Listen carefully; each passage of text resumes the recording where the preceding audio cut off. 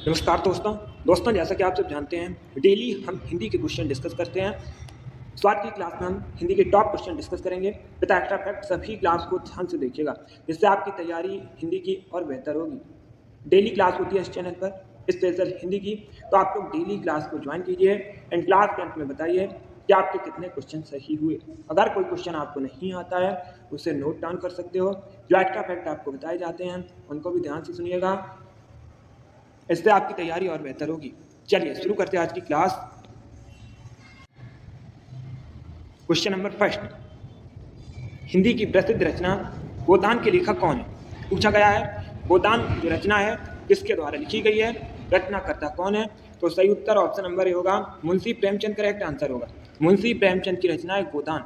इसके साथ ही आप लोग याद रखिएगा गोदान, गबन, कर्मभूमि, रंगभूमि, इन सभी को किसने लिखा है? इन सभी को लिखा है मुंशी प्रेमचंद ने। तो ये आप लोग याद रखिएगा, ये भी रचनाएं पूछी जाती हैं परीक्षा में। आगे बढ़ते हैं।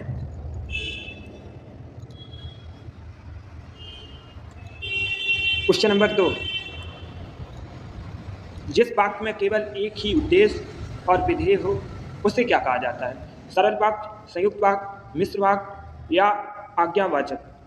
तो सही उत्तर क्या होगा? ए करेक्ट आंसर होगा। सरल वाक्य कहते हैं जिस वाक्य में केवल एक ही उद्देश्य हो और विधेय हो उसे कहते हैं सरल वाक्य। तो option number A correct answer होगा। ये जो प्रश्न है बहुत सी परीक्षाओं में पूछा जा चुका है, बिल्कुल इसी प्रकार से ए करेक्ट आंसर होगा। क्वेश्चन नंबर 3 मुहावरे से संबंधित क्वेश्चन है। अंगूठा दिखाना मुहावरे का सही अर्थ क्या होता है? साफ मना करना, मजाक उड़ाना, चोट लगना, जीत की घोषणा। ये ऑप्शन हैं। डेली क्लास होती है, सभी डेली ज्वाइन कीजिएगा और बेल आइकन को प्रेस कर लीजिए चैनल को सब्सक्राइब करके, ताकि सभी नोटिफिकेशन आप तक पहुंच सकें। इसका सही उत्तर ऑप्शन नंबर ए होगा, साफ मना करना। अंगूठा दिखाना मुहावरे का सही अर्थ होता है साफ मना करना। तो option number A correct answer होगा।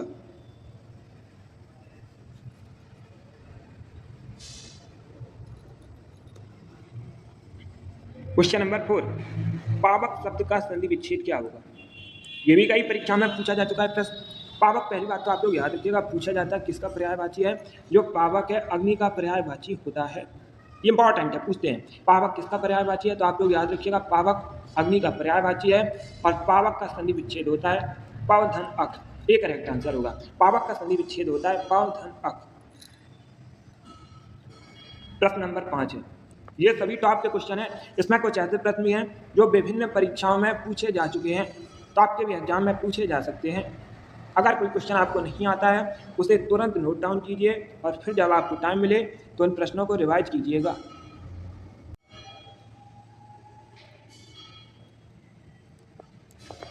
क्वेश्चन नंबर 5, प्रश्न को समझिए। प्रश्न इस प्रकार से है, शांत रस का स्थायी भाव निम्न में से क्या है? निर्वेद, रति, शोक या विस्मय? तो सही उत्तर ऑप्शन नंबर ए होगा, निर्वेद करेक्ट आंसर होगा। शांत रस का स्थायी भाव होता है निर्वेद। ए करेक्ट आंसर होगा। क्वेश्चन नंबर 6, 4 ऑप्शन दिए गए हैं। पूछा गया है निम्न में से कर्मधारय समास किसमें है? चरण कमल, पंचवटी, यथाशक्ति, राजपुत्र। ये ऑप्शन है। तो ए करेक्ट आंसर होगा, चरण कमल करेक्ट आंसर होगा। चरण कमल में कर्मधारय समास है, तो option number A correct answer होगा। क्वेश्चन नंबर 7, अब प्रश्न को समझिए। किरण का निम्न में से पर्यायवाची शब्द कौन सा नहीं है? यहाँ से आपके 4 क्वेश्चन कंप्लीट होंगे। एक शब्द आपको दिया गया है किरण, पूछा गया है निम्न में से किरण का पर्यायवाची शब्द कौन नहीं है? अंबु, मयूख, रश्मि, अंशु। तो सही उत्तर ऑप्शन नंबर ए होगा, अंबु करेक्ट आंसर होगा।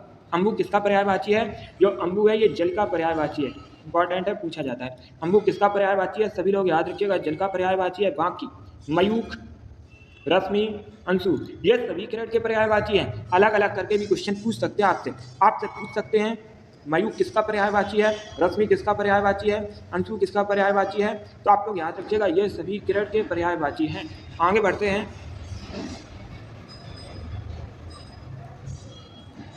प्रश्न नंबर 8, जंगम का विलोम शब्द क्या होता है? स्थावर, डरावना, अचल, मूक। तो ए करेक्ट आंसर होगा, स्थावर करेक्ट आंसर होगा। जंगम का विलोम शब्द होता है स्थावर। ए करेक्ट आंसर होगा। क्वेश्चन नंबर 9,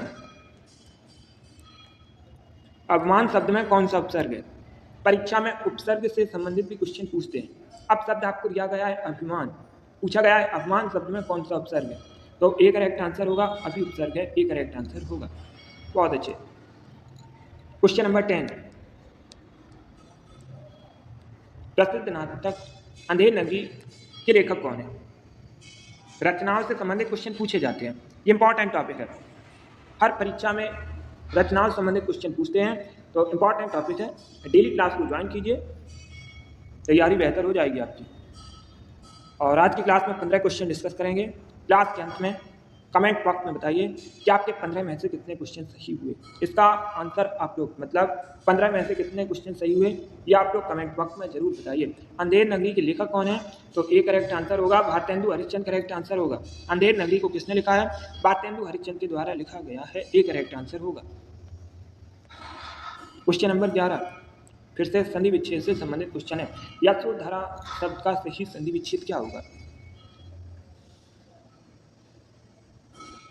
यशोधरा सही संधि विच्छेद आपको बताना है, तो option number A correct answer होगा इसमें।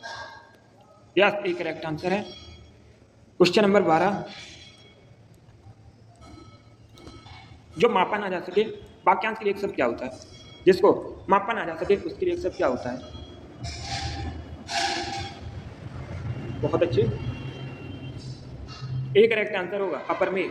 जिसे मापा ना जा सके उसे कहते हैं अपरमेय, तो option number A correct answer होगा।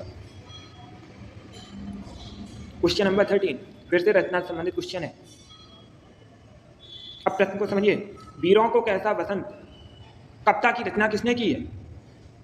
पूछा गया है वीरों को कैसा वसंत कविता की रचयिता कौन है? सुभद्रा कुमारी चौहान, महादेवी वर्मा, माखनलाल चतुर्वेदी, सुमित्रा नंदन पंत। अब देखिए इसका आंसर आप लोग कमेंट बॉक्स में दीजिएगा। यह जो प्रश्न है होमवर्क के लिए क्वेश्चन है। क्वेश्चन नंबर 13 होमवर्क के लिए क्वेश्चन है, सभी लोग इसका आंसर कमेंट बॉक्स में जरूर दीजिए। ये जो क्वेश्चन है बहुत सी परीक्षाओं में बिल्कुल इसी प्रकार से पूछा जा चुका है, तो आप लोग इसका आंसर कमेंट बॉक्स में जरूर दीजिएगा। क्वेश्चन नंबर 14, अश्रु शब्द का तत्व क्या होता है? आप पूछ सकते हैं परीक्षा में अश्रु कैसा शब्द है, तो आप लोग याद रखिएगा अश्रु एक तत्सम शब्द है। कैसा शब्द? एक तत्सम शब्द है, और अश्रु का तत्व होता है आंसू, ए करेक्ट आंसर होगा। आंसू कैसा शब्द है ये भी पूछा जाता है, आंसू एक तत्व शब्द है, तो option number A correct answer होगा। क्वेश्चन नंबर 15 आज का लास्ट क्वेश्चन है। अनुराग शब्द का विलोम शब्द क्या होता है? विपरीत अर्थक शब्द क्या होता है अनुराग का? विराग, प्रेम, द्वेष या राग, इस प्रकार से ऑप्शन हैं। अनुराग शब्द का विलोम शब्द होता है विराग, ए करेक्ट आंसर होगा। 15 का option number A correct answer है। बहुत अच्छे। चलिए दोस्तों, आज की क्लास में हिंदी के 15 क्वेश्चन डिस्कस किए। आई होप आप सभी को ये प्रश्न समझ आए होंगे। तो क्लास को लाइक कीजिए, शेयर कीजिए, चैनल पर नए हैं चैनल को सब्सक्राइब कीजिएगा, बेल आइकन को प्रेस कीजिए ताकि सभी नोटिफिकेशन आप तक पहुंच सकें। ये वाली डेली क्लास होती है, तो आप लोग डेली ज्वाइन कीजिएगा क्लास को, और अपना स्कोर जरूर बताइए कि आपके 15 में से कितने क्वेश्चन सही हुए। चलिए इसी के साथ मैं आपको मिलूंगा अगली क्लास में। क्लास पसंद आए लाइक कीजिएगा, शेयर कीजिएगा, चैनल पर नए हैं चैनल को सब्सक्राइब कीजिए, बेल आइकन को प्रेस कीजिए ताकि सभी नोटिफिकेशन आप तक पहुंच सकें। Thank you guys, thank you for watching.